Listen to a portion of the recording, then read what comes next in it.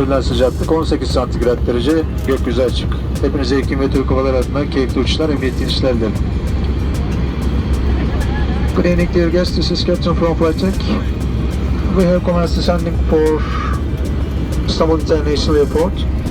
If everything goes as planned, we are expected to land approximately in 40 minutes.